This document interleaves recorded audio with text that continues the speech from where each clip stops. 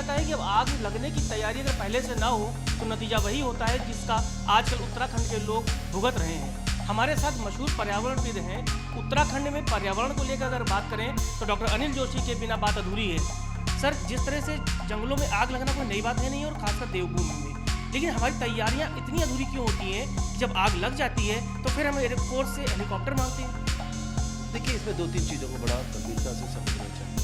पहली बात यह है कि अप्रत्याशित नहीं थी इस बार की आग, क्योंकि पिछला मानसून बड़ा क्षीण था और इस बार शीतकालीन वर्षा भी नहीं है। और ये प्रकृति का नियम है कि जब कभी सूखा बढ़ने लगे और मार्च की जो गर्मी है उसमें औसतन ज़्यादा रही अन्य वर्षों में, तो पत्ती ज़्यादा गिरती है, क्योंकि मैकेनिज्म है पेड़ की कि उसका वाष्पोत्सर्जन न हो पानी का, इसमें पत्ती गिरा देता, ज़्यादा पत्ती भी गिरती है, नमी नहीं है। तो इसका अंततः किन्हीं भी कारणों से आग लगी, वो तत्काल दावानल बन जाती है। एक बात और स्वीकार लेनी चाहिए कि जब भी आग लगती है तो पहले सरफेस फायर होती है और तब कैनोपी फायर होती है। तो सरफेस से कैनोपी फायर बननी शुरू होती है तो हवा एक्सपैंड करती है, उसको भरने के लिए फिर हवाएं भी चलती होती हैं। आपने देखा होगा जब भी वनों में आग लगती है आपको दिखाई देता है कि बहुत जोर से हवाएं चल रही हैं। ये आपस में तालमेल ही होता है। अब रही बात हमारी व्यवस्थाओं की, पहली बात तो यह है मित्र कि आपदाओं के लिए अभी हम बहुत ज़्यादा तैयार नहीं कह सकते अपने आप को, तो ये आपदा हो या दूसरी।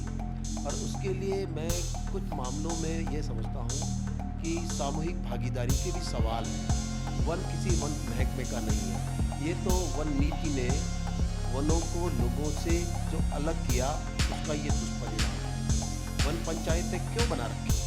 औपचारिकताओं के लिए। वन पंचायतें अगर फर्दर सुदृढ़ की जाए और हर वन पंचायत को कहा जाए कि 100 हेक्टेयर वन भूमि का दायित्व तो आपका है, और इतना इंसेंटिव उनको दें कि वो उस लालच में एक और वनों पर अधिकार जो कि खत्म हो चुका है। तो आज से 30 साल पहले वनों में ये भयानक हालात नहीं होते थे, और अब ये आवृत्ति बढ़ रही है, फ्रिक्वेंसी बढ़ रही है। तो अब इसको आप ऐसे भी मान के देखिए कि जन भागीदारी नहीं है। जलवायु परिवर्तन एक नया जो मुद्दा आ गया, और ये बात उत्तराखंड नहीं है, ऑस्ट्रेलिया चली जाइए, कनाडा चली जाए, अमेजॉन की फॉरेस्ट जाइए, अमेरिका, दुनिया भर में जिस तरह से गर्मी और वबा, इसका एक बड़ा असर। रही बात व्यवस्थाओं की, एक समय होता था, अंग्रेज में कभी फिर भी मानता हूँ बेहतर प्रबंधक थे, और फॉरेस्ट फायर लाइन काटने का उनका मंतव्य ये था कि वो लाइन जब कट जाती है तो आग अगर यहाँ गई तो वहाँ नहीं जानी चाहिए। तो अभी वैसी सोच समझ अभी गंभीर हमारे पास नहीं है।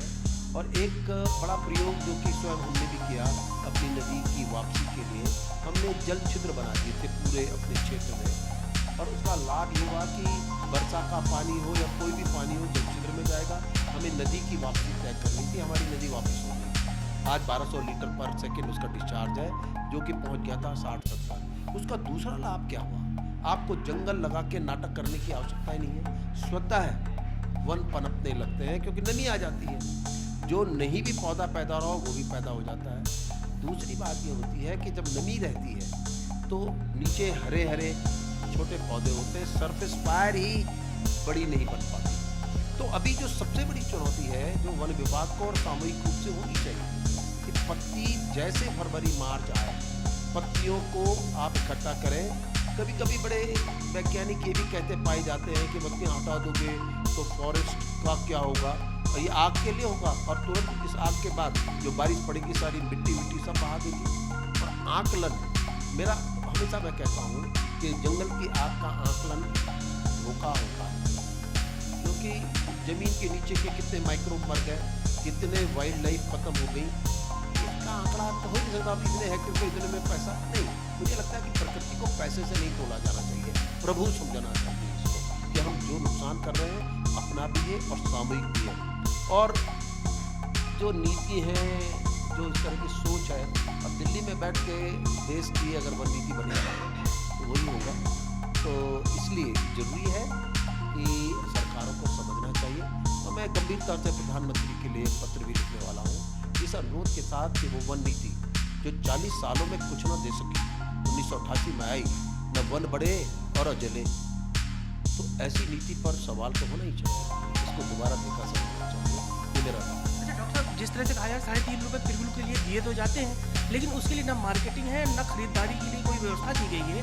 तो इस तरह से जो पिरगुल को दोष माना जाता है कि यही एक वजह है, स्थानीय लोग गुनहगार हैं, निजी स्वार्थ के लिए वो आग लगाते हैं, वन महकमा ये कहता है, सरकार भी अप्रोक्ष रूप से यही कहती है। इस तरह की योजनाओं को चोचलेबाजी कहता हूँ, इससे ज़्यादा इनका कोई महत्व नहीं है, क्योंकि जब तक पूरा प्रबंधन न हो, और प्रबंधन प्रकृति से सीखा जाता है, किस किस के पास पानी नहीं पहुँचाया, नदियों से पहुँचाया, हिमखंडों से पहुँचाया, गाँवों से पहुँचाया, तालाबों से पहुँचाया, ये प्रकृति के प्रबंधन है, वही रास्ते अपनाने चाहिए। गाँव की परंपराएं होती हैं, पत्तियाँ हटा के बिछौना बनता है और उसको जानवरों का बिछौना बनता रहा और उसमें खाद बनती थी, वो खाद हमारे काम आती थी।